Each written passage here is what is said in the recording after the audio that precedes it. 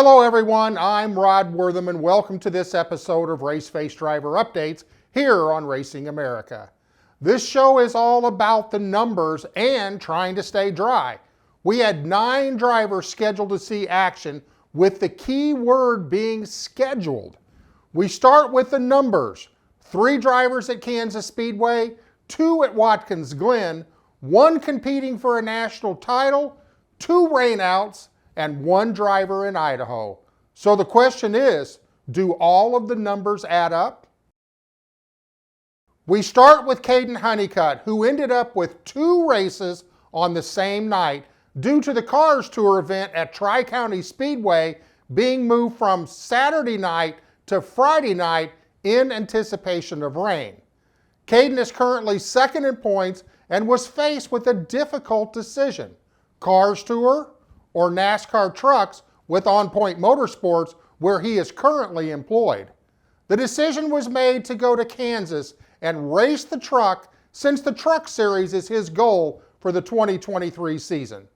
The team unloaded the number 30 Rangeline Friends of Jacqueline Foundation Toyota, but quickly discovered the truck was not handling the way they wanted, and that resulted in a qualifying in 21st position. Then at the drop of the green flag, Caden received damage to the back of the truck when another competitor ran into him before they ever reached the start-finish line. Caden was running 23rd at the end of Stage 1 and 27th at the end of Stage 2. He raced his way inside the top 20 in the closing laps, but ran out of gas on the white flag lap, resulting in a 24th place finish. We caught up with Caden after the race. Hey everybody, it's Caden Honeycutt here. Just finished up here at Kansas Speedway. Man, what a rough race. I don't think I've had that rough of a race in a long time. We struggled a little bit in the first stage with handling. Struggled in practice overall with handling, just way too free. Tried to make an adjustment for stage 2 and couldn't get it right, but then we came back in and made a change, and we charged up through the field. I think we passed like 8 trucks in like 1 lap or something like that. And as soon as I ran the fence, the 22 blew up. We got in the fence, and we got stuck in the oil, and the car was just killed after that.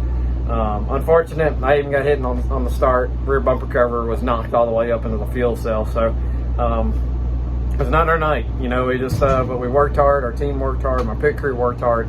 So we're going to get it fixed, come back, and bring number 18 back to Homestead. And just want to thank all my sponsors, Friends of Jacqueline, Raceface Advancement, Rangeline, all my crew, Stephen, Rick, Kyle, Will, all my entire pit crew from Alpha Enterprises. So keep digging, man. It just sucks. We should have had a better finish than that, but we'll keep on moving forward and head on to Bristol and head on to the next Cars race. So thank you guys, thank you fans for your support, and we'll see you guys next time. Caden will be back in the truck Thursday night at Bristol Motor Speedway, and you can catch all of that action on FS1 at 9 p.m. Eastern Time. We stay in Kansas, where both Sheldon Creed and Anthony Alfredo were competing in the NASCAR Xfinity Kansas Lottery 300. We start with Anthony Alfredo, who was still suffering with flu-like symptoms up until Saturday morning. Anthony qualified his Our Motorsports first phase Camaro in the 22nd position, finishing stage 1 in 18th, and was headed for a top 15 finish before, you guessed it, Mother Nature showed up and the race was called at the end of stage 2. Let's check with Anthony on his take of the day's event. Well, unfortunately, the weather won today at Kansas Speedway. It shortened our race after stage 2, so we ended up 18th, but felt like we should have been a couple spots better if we got to run longer there. We had a 2-lap shootout while it was drizzling before the race was called, so tried to get as much as we could. We didn't pit. We actually stayed out playing the long game, hoping the race would stay green. So a couple guys on fresh tires passed us, cost us probably a top 15, but had a solid first phase Chevy and not a scratch on it. So that's always good. We can improve and get ready to head to Bristol next weekend. Up next for Anthony, High Banks of Bristol Motor Speedway, Under the Lights on Friday night, where the green flag drops at 7:30 p.m. Eastern Time on the USA Network. We're going to take a quick break, and when we come back, we'll check in on NASCAR Xfinity driver Sheldon Creed, where numbers were a huge part of his weekend. Connor Mosack and Jesse Love were at Watkins Glen. Will Jesse's first start at the Glen be a good one? Can Connor Mosack make it 2 in a row? We'll add up the numbers when we return with more Raceface driver updates here on Racing America. Hi, my name is Joey East, and you're watching Raceface Driver Updates on Racing America. Welcome back. As we said earlier, numbers were a big deal for Sheldon Creed, entering the NASCAR Xfinity race at Kansas Speedway in his number 2 Whelen Engineering Richard Childress Chevrolet. Sheldon was 1 position under the cutoff line with 2 races remaining. Sheldon qualified 3rd and was running 14th at the end of stage 1 and was setting 11th before the rains moved in and the race was called after a 2-lap shootout at the end of stage 2. Sheldon heads to Bristol on Friday night, 13 points below the cutoff line and looking for a win to advance to the playoffs. Connor Mosack was back in his number 28 Open Eyes Nick Taylor Interstate Foam and Supply Team SLR Trans Am TA2 Ford Mustang at Watkins Glen International for the Trans Am Series presented by Pirelli's Franklin Road Apparel Classic in front of a record crowd. Connor had a fast car right out of the box, posting the fastest time in qualifying, winning the Motel Pole Award. Connor battled with Thomas Merrill throughout the race, and the two swapped the lead multiple times before Connor made the final pass with 5 laps to go and held on for his first win of the 2022 season. We caught up with Connor back in Charlotte on Sunday. Well, we were back in the Trans Am car this weekend at Watkins Glen, and we were actually finally able to get a win. Feels good. Feels really good. We've been really close all year. Had a lot of podium finishes, led a lot of laps. Just haven't been able to get the job done.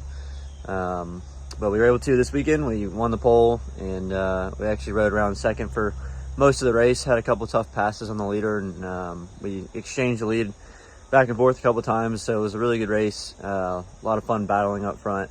But thankfully we were able to get around them at the end. Our car was really, really good. So can't thank my guys at Team SLR enough. We had Open Eyes back on the car this weekend, so it was great to get them in victory lane.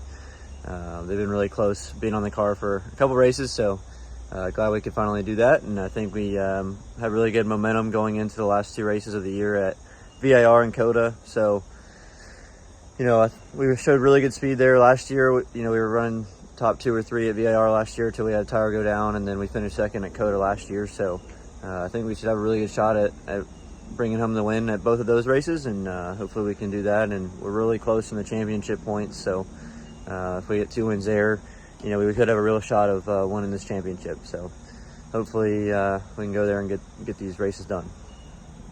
Up next for Connor, double duty.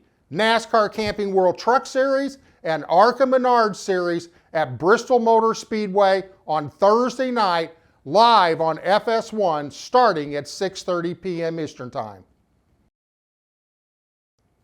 Jesse Love was also at Watkins Glen International, making his Trans Am TA2 debut in the number 80 Nitro Motorsports entry. Jesse qualified 17th and brought home a top 10 finish. We caught up with Jesse back in Charlotte for his take on the race. Hey y'all, it's Jesse Love. Just got back from Watkins Glen. Had a few things happen in qualifying that made our starting spot pretty far back in the field, but the Nitro Motorsports team never gave up, and we were able to fight back to get a top 10 finish in my first ever TA2 race. Always want more than that, and next time I'll be looking for more and hopefully get a win next time I go run, but not a bad first outing with the series. Up next for Jesse, Micros at Millbridge Speedway on Wednesday, ARCA Racing Series at Bristol Motor Speedway on Thursday, and Toledo on Saturday. A busy week for this young racer. We're headed for another commercial break, and when we return, we'll catch up with Casey Klein, late model racing in Idaho. Can Cassidy Hines beat Mother Nature in Colorado? All of that and more when we return with more Raceface driver updates here on Racing America. Hi, my name's Brody Moore, and you're watching Raceface Driver Updates on Racing America. Welcome back. Cassidy Hines was scheduled to be back in her number 3C Frontier Restoration Friends of Jacqueline Foundation Pro Truck at Colorado National Speedway, but Mother Nature won again as the race was postponed due to rain. Up next for Cassidy, super late models at Colorado National on Saturday. Casey Klein was at State Line Speedway in Post Falls, Idaho for championship night for the pro late models. Casey qualified his number 1 Fairmont Farm Chevrolet in third.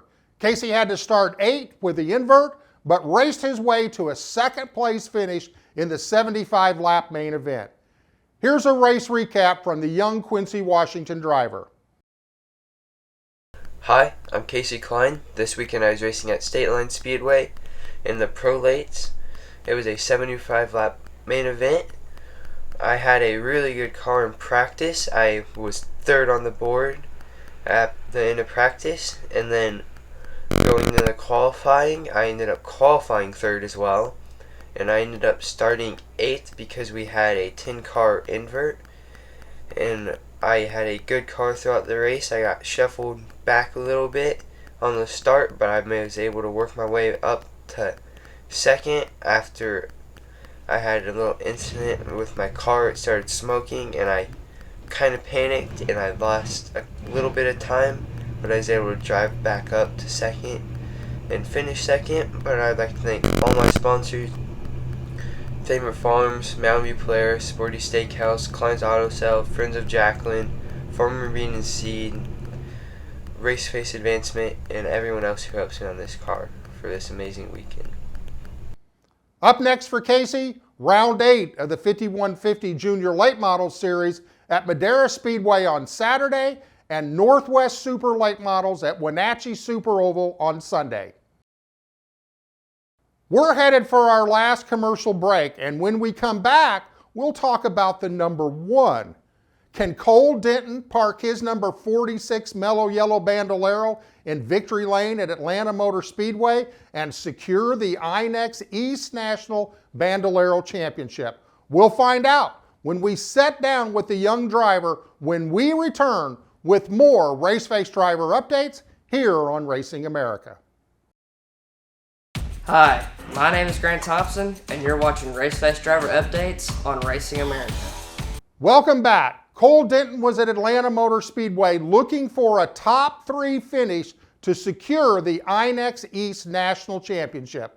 Cole has not had a finish outside of the top 4 all year in over 48 starts. But the young Mississippi driver only had one thing on his mind: win the race. Was he able to do that? Let's check in with Cole for a post-race recap. Hey race fans, it's Cole Denton. The past 2 days we've been at Atlanta Motor Speedway for the Bandolero East National Championship race. I qualified pole, and I got an early lead in my heat race and won the heat race. And then today was the big race. It was the national championship race, and I started pole. And there was a few cautions in the beginning, but we finally got a long, good run, and I got a whole straightaway lead. And a caution came out right in front of me with 2 laps to go. When we went green, it was a lot of fun, and I pulled away just a little bit, enough to win the Bandolero East National Championship race, and I'm the 2022 INEX Bandolero Bandit East Champion. I want to thank my mom and dad, Bacon Racing, my grandparents, Raceface Advancement, the Friends of Jacqueline Foundation, Myers Construction, and most importantly, God. And by the way, guys, today I was singing FM. Congratulations, Cole. Here is a post-race interview on Sunday after the weekend's events. Well, good evening, everyone, and welcome to this Sunday special edition interview with Mr. Cole Denton. Cole, how are you doing this evening? I'm doing fabulous after the past 2 days of racing. I'm super excited about the past weekend. Well, Cole, this was a big week. I mean, this really kind of started, I would gather that like Monday morning, you started thinking about this and that I actually have the opportunity and the chance to bring home a national championship. So kind of walk us through the week, starting with Monday, what it was like leading up to the big race in Atlanta. I knew if I won the race, I would be automatically the national champion for the Bandits division. But I was worried because there was one kid that was really close to me in points, and if he beat me by one position, he could win the national championship.